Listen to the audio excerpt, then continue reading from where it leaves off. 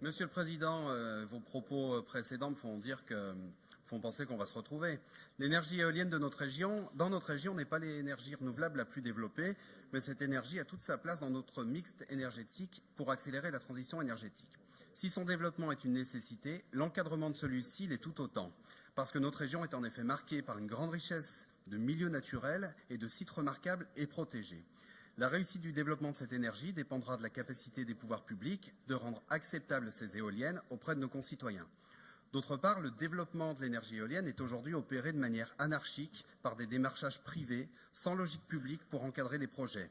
Je ne parle pas ici, bien sûr, des investissements auxquels contribue la société régionale OSE, qui souvent répond aux sollicitations en cofinancement des collectivités territoriales, comme c'est le cas aujourd'hui à Roanne.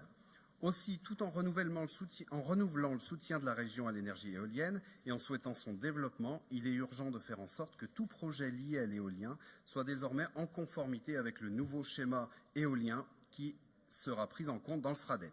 La règle numéro 30 du fascicule des règles n'est en ce sens n'en fait pas expressément référence. Aussi, nous vous proposons d'inscrire ces principes dans le fascicule en modifiant la règle numéro 30 et en disant, afin de faire d'Auvergne-Rhône-Alpes la première région durable en France et d'Europe, la région encourage le développement de l'énergie éolienne en vue de satisfaire les objectifs d'augmentation de 54% des ENR. Cependant, afin de gérer convenablement l'implantation des projets dans le respect des paysages, de la biodiversité et des habitants, tout nouveau projet d'installation devra être en conformité avec le nouveau schéma régional européen qui sera pris en compte dans le SRADET. Merci.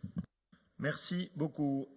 C'est des vraies demandes de parole, là, Monsieur Chavreau? Oui, vous savez, on va passer cet amendement et puis on va s'arrêter. Comme ça, on aura tous le temps tranquillement.